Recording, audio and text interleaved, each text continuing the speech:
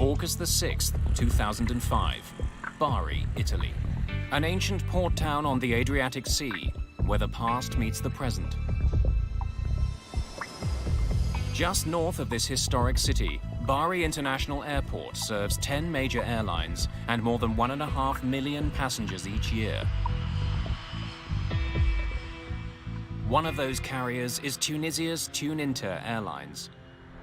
Captain Shafiq Garbi is a pilot with Tuninter.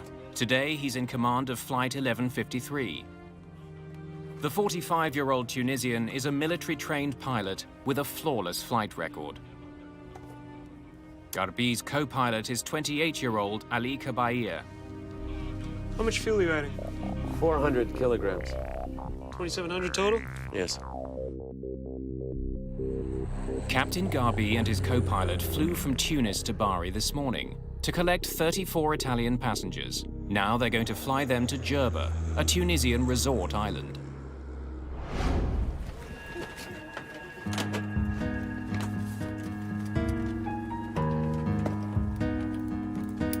Among the passengers is 31-year-old police officer Luca Squicciarini. His girlfriend Paola is traveling with him. Our first choice wasn't Jerba, it was Cape Verde. The thing with Cape Verde is that it was a period of terrorist activities. The flight would have left from either Rome or Milan. Since they are two large airports, Paola was afraid that there would be an attack, so we chose not to go to Cape Verde. It was my first trip with Paola. We met the previous winter. We had plans to marry the following year. To tighten your belt, pull on the loose end of the strap. To release your seatbelt, lift the upper portion of the buckle. Ladies and gentlemen, your life vests are located beneath your seats. To inflate the vest, pull firmly on the red cord, only when you're leaving the aircraft. If you need to refill the vest, blow into the mouthpiece.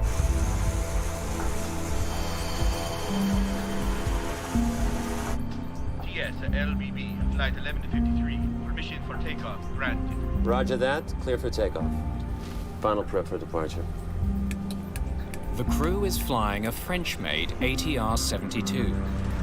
The small turboprop is perfect for short flights. It doesn't need a lot of maintenance or guzzle a lot of fuel. Just after 2:30 in the afternoon, the plane takes off. 49 minutes after takeoff, Flight 1153 is 400 miles away from its destination, Jerba.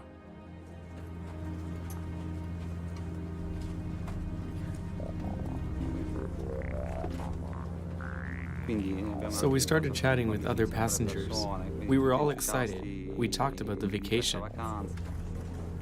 Like Luca and Paola, Barbara Baldacci is on her way to Jerba for a vacation with her fiancé, Francesco. Barbara was 23 years old.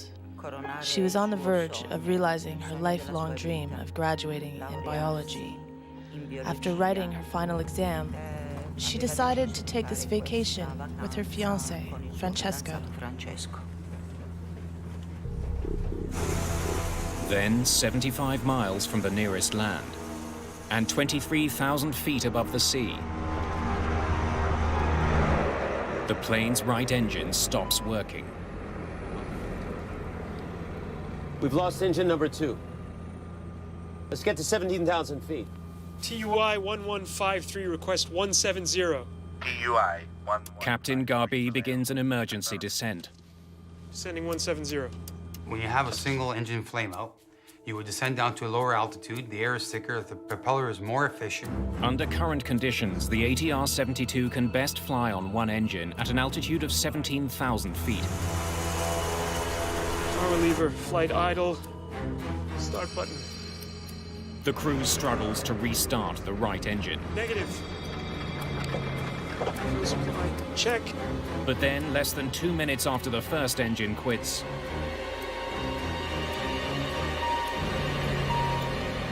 Stop! Stop. Engine number 1 is flamed out. both of the plane's engines have stopped. Si è spento inizialmente il motore destro.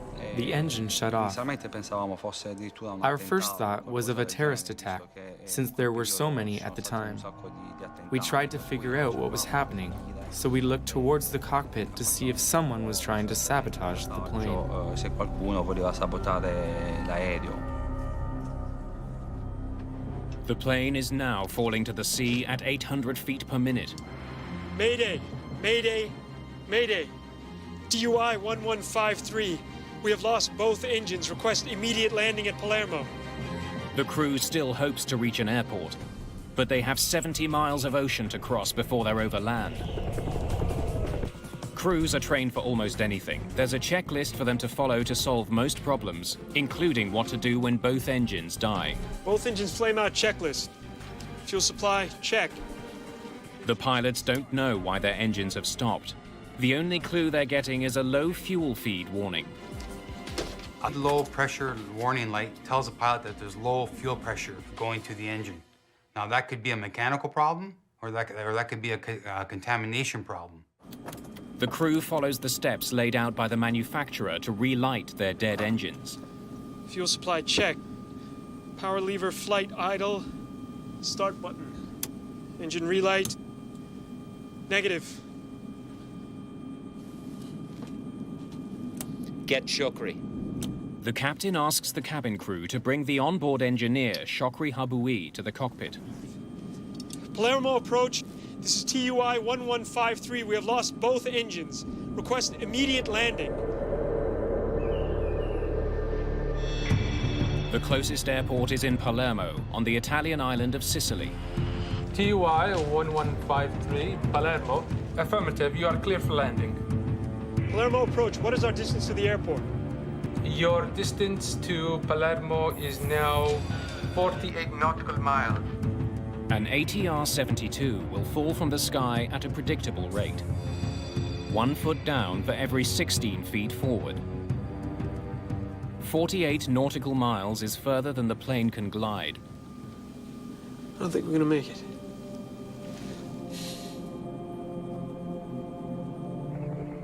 If they can't restart their engines soon, they'll be forced to ditch in the sea. Ditching at sea is a very difficult decision to make because it's the hardest thing to do. You have swells, waves, wind.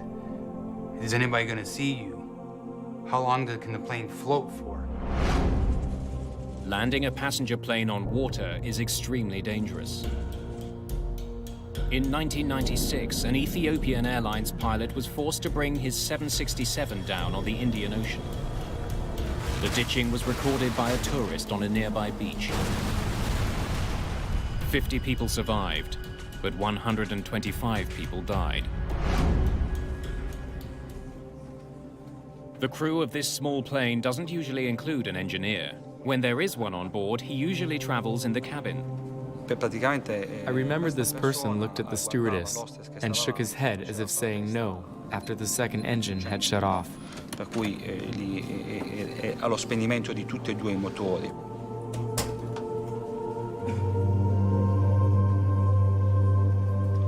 Per cui lì ho capito che stava cercando di fare qualcosa per That gesture showed there was nothing left to do. per far funzionare questo aereo, però mi sa. The crew of Flight 1153 has tried all it can. They're running out of time and options. Flight engineer Shokri Haboui has joined in the struggle to get Flight 1153's engines started. You've run the checklist? Yes. The captain hopes the engineer will know something that isn't covered by the checklist. Attempt to restart the engines. Right engine first. Fuel supply, check.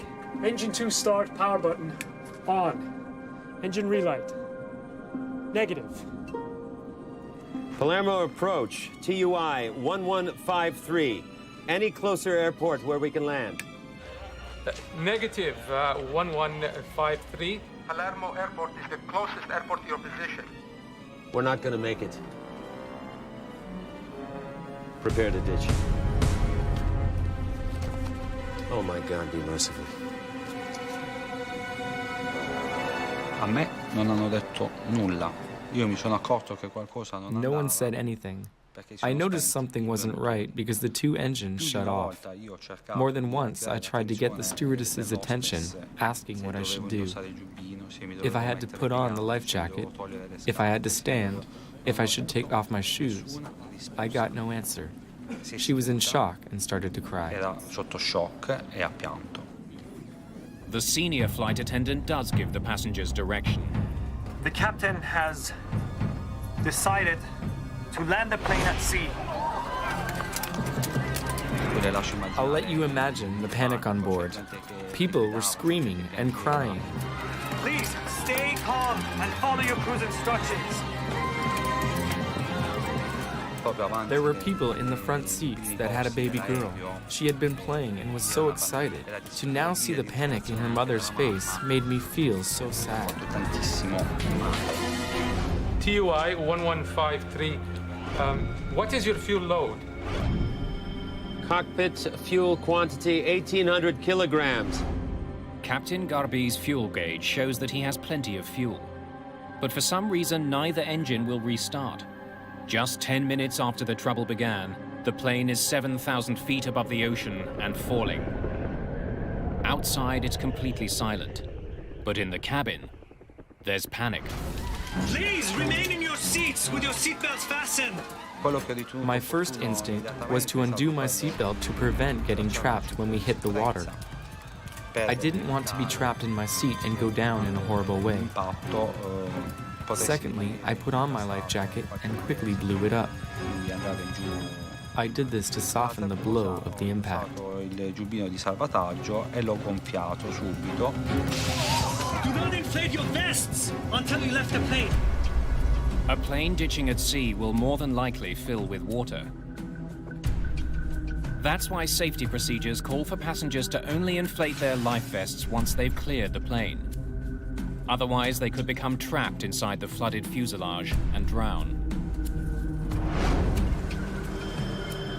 In the Ethiopian Airlines crash, many passengers ignored this advice and drowned after surviving the initial impact. Negative. The dead engines aren't the only problem confronting the crew. Engine 2 start. Power. Many of their instruments get their power from the engines. Without the engines, some vital gauges are dead. On a two-engine flame-out, you go on your standby instruments, which is you have an attitude indicator, you have an altimeter. Fuel supply, check. The crew continues to try to restart their engines, but it's become clear that they've run out of time. They're not doing anything. Confirm distance, please. Your distance is now 20 miles. Boats. I see boats.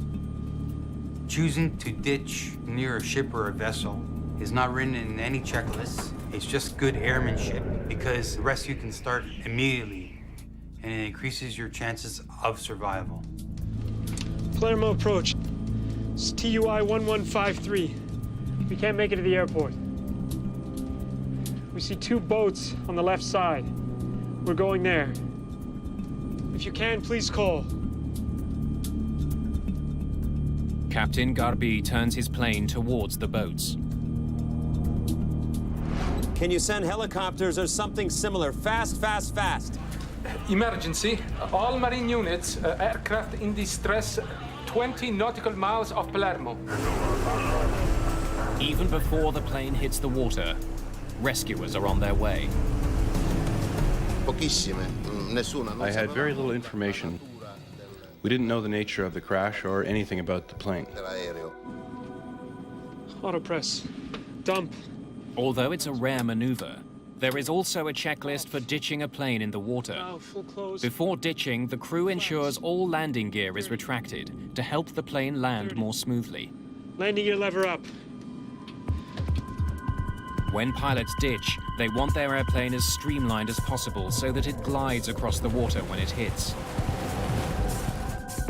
Pilots must not only monitor the systems on the plane, they also have to assess conditions at sea. They don't want to hit a wave head-on. If you hit perpendicular to the waves or swells with the aircraft, it's like hitting concrete. The plane will break up. Passengers can see what's coming. Io mi mantenevo al... I was hanging on tight to the seat in front of me, and through the window, I could see the impact was imminent. Ormai mancava pochissimo all'impatto. The crew is 700 feet above the sea. You're with me, Ali, huh? Careful. Shokri, ready? Ready. Here we go. There is no other God but Allah. Muhammad is his messenger. In the name of God, merciful, merciful.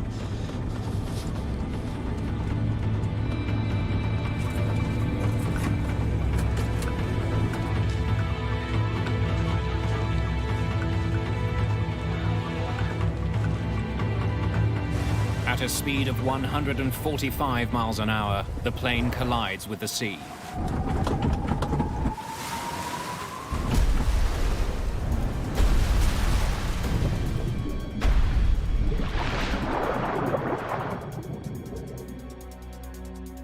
Per cui io all'impatto I lost consciousness.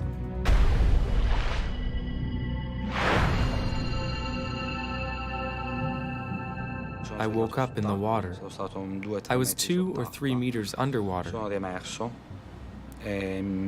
I came up to the surface wearing only my pants. I had lost my life jacket and clothes on impact. I got to the surface and grabbed onto a bag. I was in shock. I was surrounded by everything. My thoughts were constantly with Paola. I thought I was going to die because I was spitting blood. I felt my lungs filling with blood. I polmoni stavano riempiendo di sangue, quindi stessi morendo.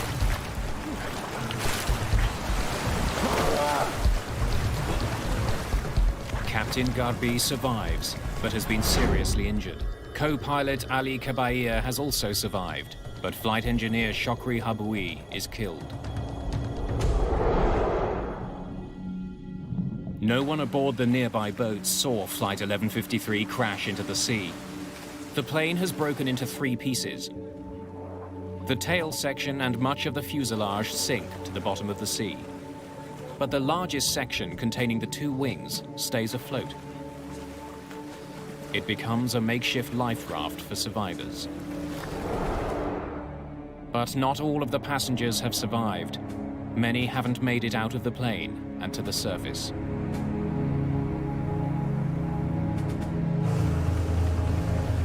A fleet of rescue personnel are en route, including Admiral Vincenzo Pace of the Italian Coast Guard. Rescuers must travel 26 miles through heavy seas to get to the crash site. The sky was very visible, but the water was agitated. This caused some problems to the recovery mission. Helicopter pilot Stefano Borigana is one of the first to arrive at the scene. The approach control asked us if we were aware of ditched aircraft out of the coast of Palermo, and if we were able to help them to locate the airplane. When we approached the airplane, we could see the wings floating.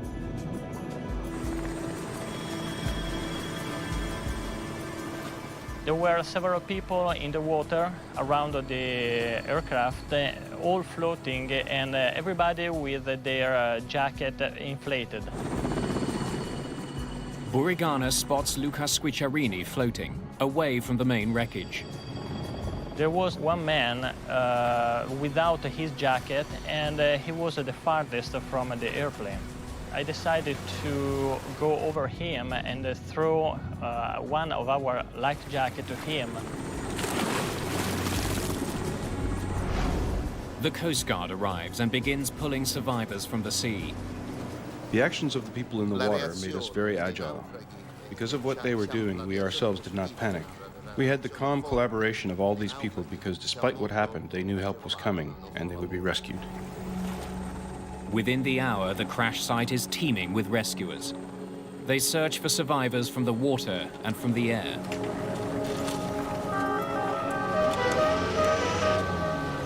"23 people are pulled from the Mediterranean Sea. But 16 have died in the crash, including Paola Di Ciaola. My relatives told me a couple days later, while I was still at the hospital. I had no reaction. Paola was gone.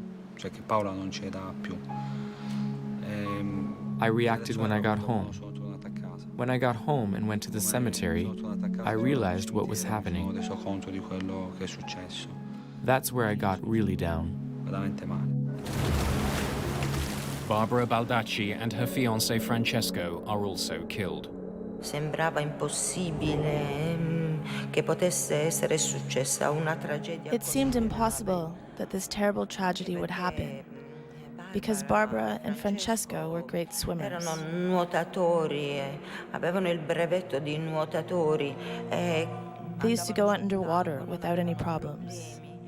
How is it possible that many on that plane saved themselves and they didn't? I was stunned and incredulous. Io rimasi incredula ed impietrita. It's quite likely that none of those who died ever had a chance to swim to safety. Their serious injuries would have prevented them from escaping after the plane hit the water. In this accident, most of the survivors were seated in the rear of the plane. Most of those who died up front. Those sections, along with some valuable clues, are now at the bottom of the sea. The one section that didn't sink is towed to the port in Palermo and taken to a nearby hangar.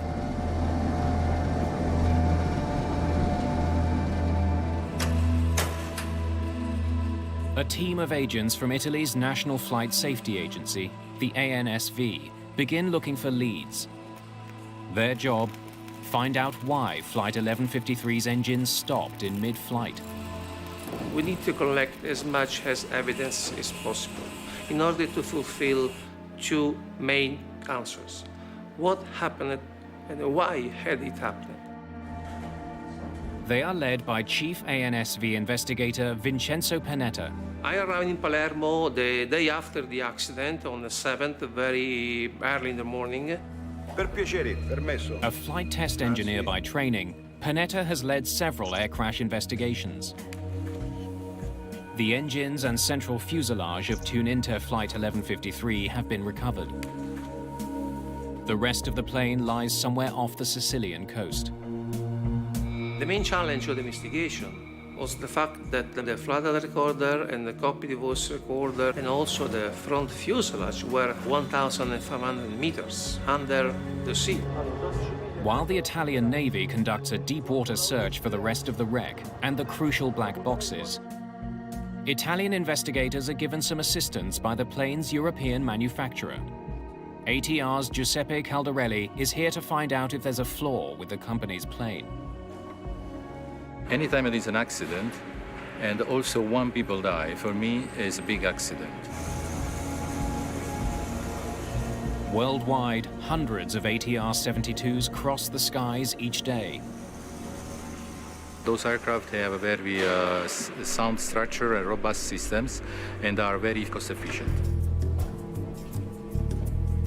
Together, Panetta and Caldarelli set out to find why both engines on such an advanced airplane died in mid-flight. TUI 1153, we have lost both engines before it happens again.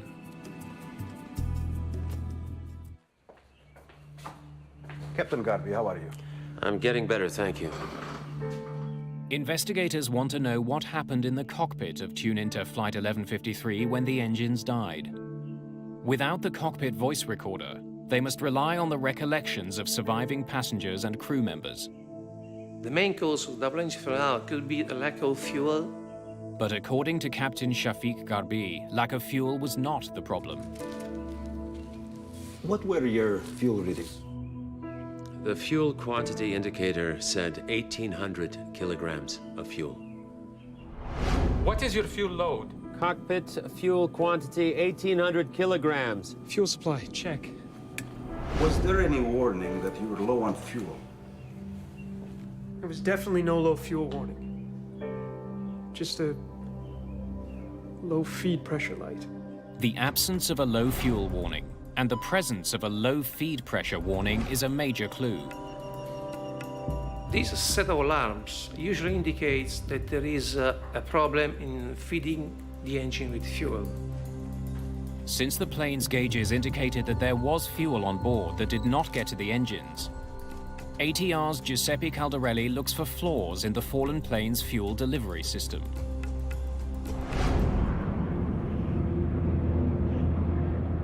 Four years earlier, an Airbus operated by Air Transat developed a leak in the fuel line that feeds the plane's right engine. Over time, the plane leaked all of its fuel and both engines failed. The pilots were forced to glide their plane to an emergency landing. That incident has a lot of similarities to the TuneInter crash. Giuseppe Caldarelli's team looks for breaks or blockages in the fuel lines and evidence that the fuel pumps malfunctioned and stopped fuel flow to the engines. While Caldarelli waits for technicians to complete tests on pumps and lines, Panetta decides to start a new line of inquiry. He explores the possibility that the fuel that was on board was somehow contaminated. Fuel contamination can derive from 4 or 5 different sources.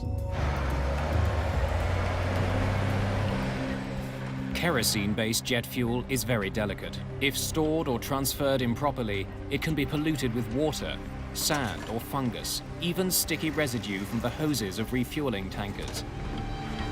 Any of these could prevent the fuel from properly igniting and could have caused the engines to shut down. How much fuel are you adding? 400 kilograms. The plane last took on fuel in Bari. Samples from the tanker that supplied it are taken for testing.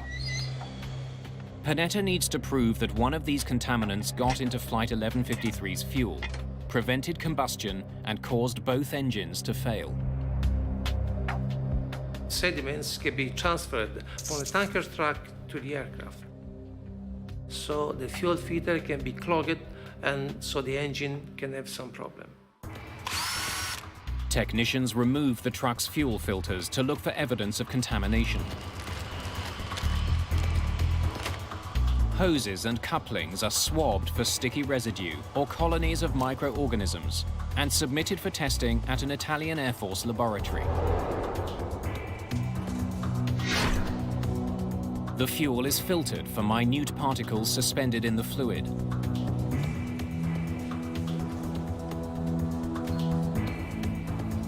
And carefully examined for impurities.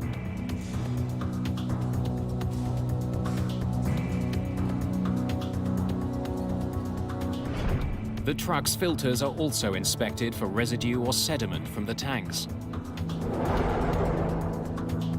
Meanwhile, in Palermo, Caldarelli and his technicians have completed tests on Flight 1153's fuel lines and pumps. The tests are thorough, the results conclusive. The fuel feed line were okay, were no leak. If the fuel delivery system was working, and the two pilots remember having ample fuel, the fuel quantity indicator said 1,800 kilograms of fuel. Then why had the engines failed? When test results from the Bari fuel tanker come in, they too are conclusive. The fuel filters, hose couplings, and tanker fuel at Bari Airport are clean. So fuel contamination as a source of double engine flame out was then excluded. At this point, the investigators still don't know what caused the downing of TuneInter Flight 1153. But something has been eating at Panetta. If the plane was filled with fuel, and since the fuel is stored in the plane's wings, why did the wing section float? Floating on the wing indicates that the weight of the wing was not so high. We have been told by ATR that if the amount of fuel that was supposed to be into the wing, around 2,000 kilograms, were on the fuel tanks, the wings maybe would not be able to float. Panetta suspects the plane didn't have as much fuel as the pilots thought, but he doesn't know how that could be. 2 weeks into the investigation, Panetta gets an important lead in the case. After 2 weeks of the event, we received some technical documentation from the aircraft operator. According to the logs, Captain Garbi flew the same aircraft the day before the accident. After that flight, he reported a problem with his fuel gauge. When he left the aircraft the day before, he reported that the right display float indicator was out of service, so it needs to be replaced. The fuel quantity indicator, or FQI, is a gas gauge that tells pilots how much fuel is left on board. The lights on the FQI were malfunctioning, and Captain Garbi made a note of this in the maintenance log. We were able to see that the fuel quantity indicator was changed the day before the event. The maintenance log raises the possibility that the FQI that the mechanic installed was not the right one for the plane. It doesn't seem to have the right model number. TuneInter flies two models of ATR aircraft, the ATR-42 and the larger ATR-72.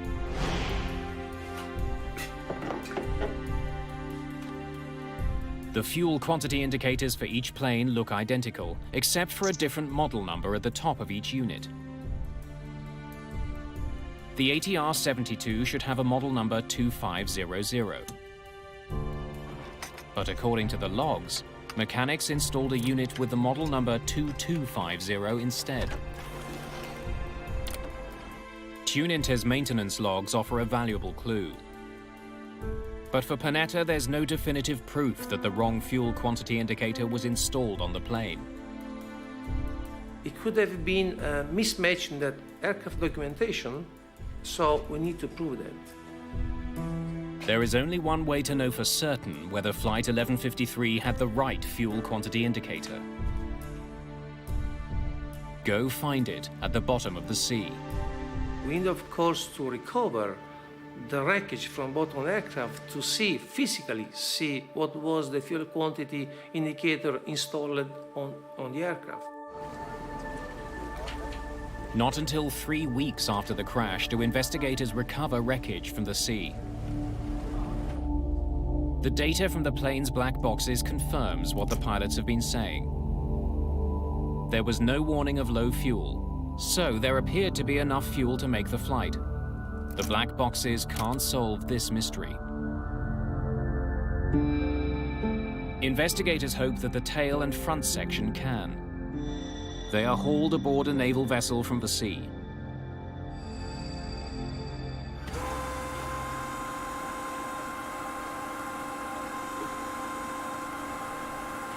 The moment the cockpit is hauled in, Panetta is there.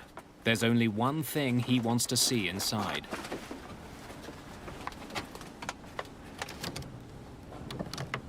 So when the wreckage was recovered from under the sea and put on the ship deck, I realized that, as a matter of fact, the fuel quantity indicator for an ATR-42 was installed. It was like we found the smoking gun. The wrong FQI was installed on Flight 1153.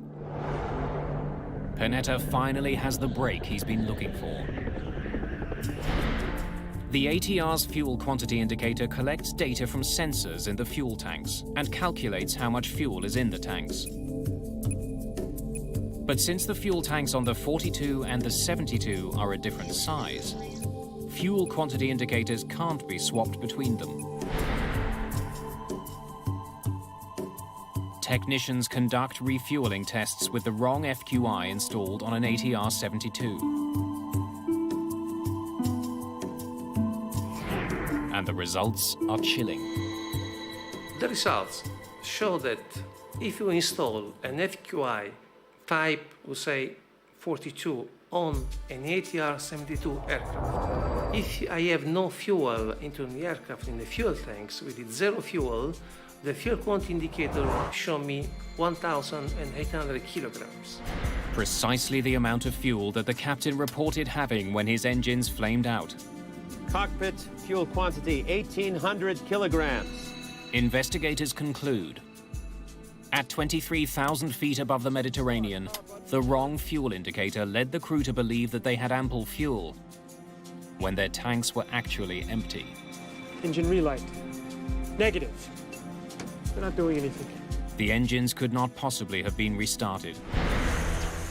With hundreds of ATR-42s and ATR-72s still flying, the implications are stark. Could there be other planes flying with the wrong gauge?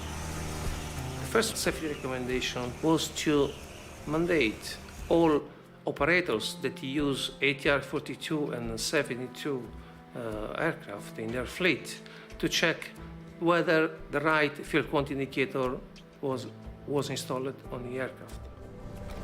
Panetta and Caldarelli have uncovered the error that caused both of Flight 1153's engines to quit in mid-air.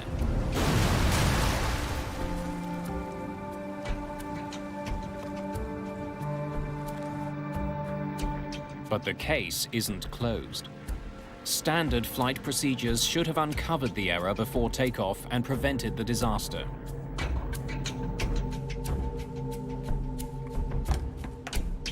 Captain Garbi's aircraft went in for repairs in Tunisia the night before the crash. The plane's FQI indicated 790 kilograms of fuel in the tank. After the new fuel quantity indicator was installed, it showed that there was almost 4 times as much fuel on board, 3,100 kilograms. The following morning, Captain Garbi noticed that the fuel levels had gone up. He assumed the fuel had been added. But when fuel is added to an aircraft, a refueling slip must be left in the cockpit. Where is the refueling slip? The pilot asked to the flight dispatcher where was this refueling slip, but the flight dispatcher was not able to find this refueling slip. I'll get it to you when you get back from Jerba. Roger that. There was no refueling slip because the plane hadn't been refueled.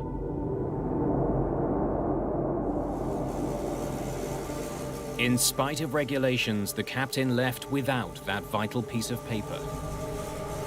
There are some standard regulations requiring the pilot to take off only when he is sure about the quantity of fuel. With the wrong fuel indicator on board and less fuel than he believed, Captain Garbi makes it to Bari, Italy, and tops up his plane for the next leg of the trip to Jerba.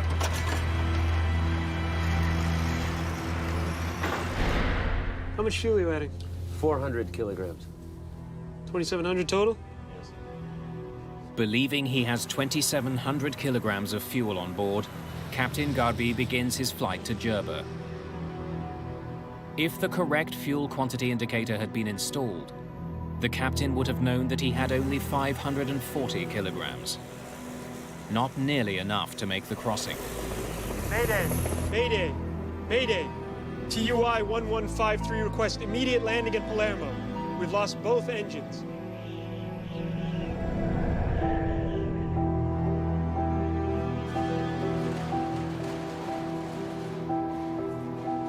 Panetta's investigation comes to a close. He draws up his final report. His colleague, Giuseppe Caldarelli, voices a bold view. Even with no fuel and dead engines, Flight 1153 could have made it to land. The aircraft was in a position that allowed to reach Palermo. TUI 1153. Caldarelli wonders if the pilots did everything they could have to get the plane safely to Palermo. TUI 1153. Investigators get some unexpected answers by having seasoned pilots fly the exact same flight with the exact same problems. Okay, we are now in big trouble because the second engine has gone off, so... Vincenzo Panetta's investigation into the crash of TuneInter Flight 1153 has uncovered the events that led up to the accident. Now he and Giuseppe Caldarelli need to resolve one question. Did mistakes made by the pilots cost people their lives? We're not going to make it. Prepare to ditch. Caldarelli and his team study the plane's specifications and draw a surprising conclusion. Flight 1153 could have been able to glide to Palermo. According to manufacturer data, an ATR is able to glide 3 miles for every 1,000 feet of descent. With the help of the tailwind that day, Flight 1153 could have been able to glide 70 miles to Palermo. The crew might have been able to make it. Landing gear lever up. So what had the pilots done wrong?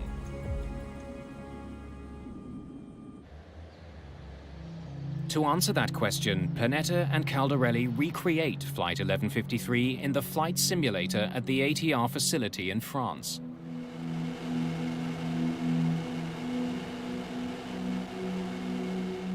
Test pilots try to glide an ATR-72 for 70 miles from the altitude at which Flight 1153 lost its second engine.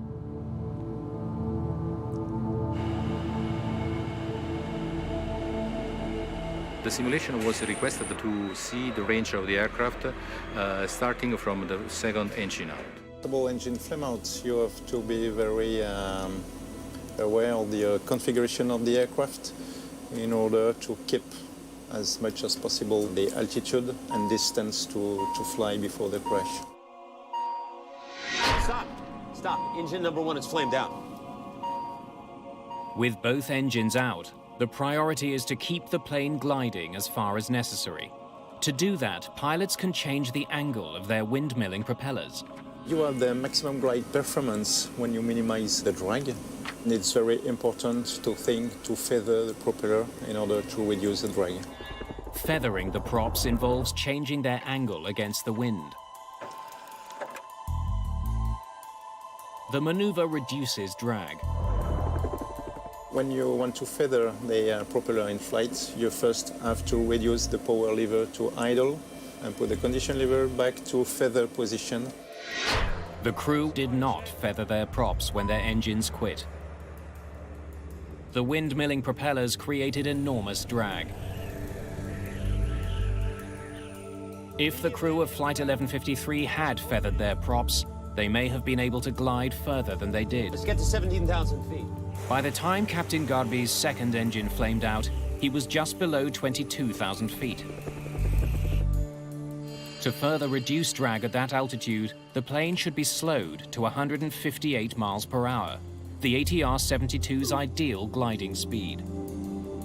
Surprisingly, to glide as far as possible, a pilot doesn't want to fly as fast as possible.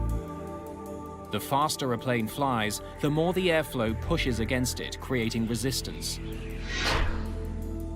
Every plane has an optimal speed to achieve the furthest glide. The crew continued flying up to 55 miles an hour faster than their optimal gliding speed. That added to the drag on the plane and reduced the distance they could glide. By feathering his props and reducing his speed, a simulator pilot in France was able to get the plane as far as Palermo. You with me, Ellie? Huh? Careful. Flight 1153 hit the water 26 miles from shore, well short of what the plane was capable of achieving.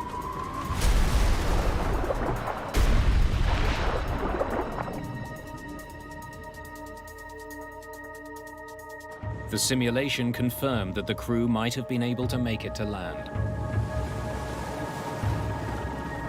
It was theoretically possible to reach the coast, but it was also very difficult to achieve that result. Simulator pilots had one big advantage over the crew of Flight 1153. They weren't in a life or death situation, and they knew they had to glide instead. Fuel supply, check. But Captain Garby didn't know he was out of fuel. He didn't think he'd need to glide to Palermo. Garby focused on restarting the engines instead. Feathering the props isn't part of that procedure. If the captain had known he was out of fuel, he might have acted to maximize glide instead. Once he realized that his engines wouldn't start, his focus was on trying to find a place to ditch the plane. Captain Garby also had to contend with a lack of instruments, as well as radio interruptions. TUI 1153. What is your fuel load? Cockpit fuel quantity, 1,800 kilograms. Most importantly, Captain Garby had the lives of his 34 passengers to consider.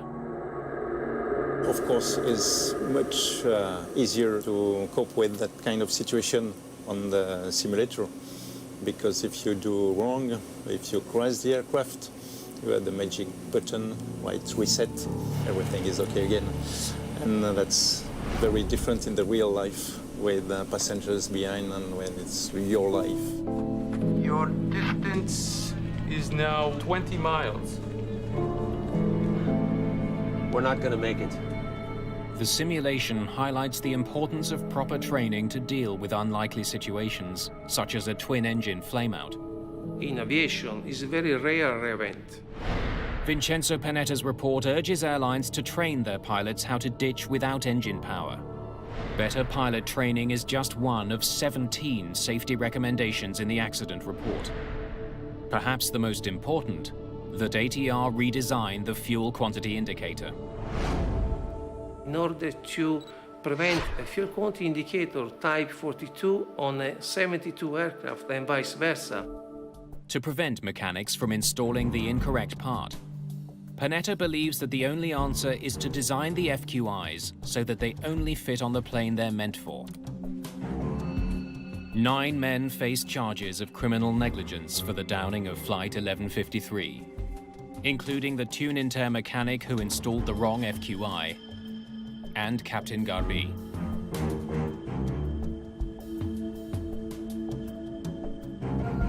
I'll get it to you when you get back from Jerba. Roger that. There is no single cause of the accident. This accident, like many other aircraft accidents, was determined by a series of action, a series of events linked one to each other. È inaudita una cosa del genere. This is unheard of. Avrei accettato di più se si fosse adotto un motore. I would have accepted the engine breaking or a window shattering. But to have people die because of a lack of fuel? Persone perché manca di carburante su un aereo. Per evitare che si possano ripetere altre We remember this to avoid such other tragedies, so that when you board a plane, you don't have to endure anything, not even the simplest things. semplici, perché sono quelle cose più semplici che si potrebbero evitare. Because it is the simple things that can be avoided. Tragic events like this should not happen. Dei disastri così gravi. Attempt to restart the engine. The crash of Flight 1153 was caused by a series of grave errors on the ground and in the air. But the flight data recorder does show that the crew's last move before hitting the water was absolutely perfect. Here we go. According to the available evidences, the flight data recorder and also some statement released by the crew that survived, the aircraft touched the sea first with the rear part of the aircraft at an altitude which is compatible with the optimum pitch altitude of the aircraft, which is 9 degrees. Captain Garbi raised the plane's nose up to 9 degrees at the last possible moment. So instead of plowing into the sea, his plane glided along the surface of the water.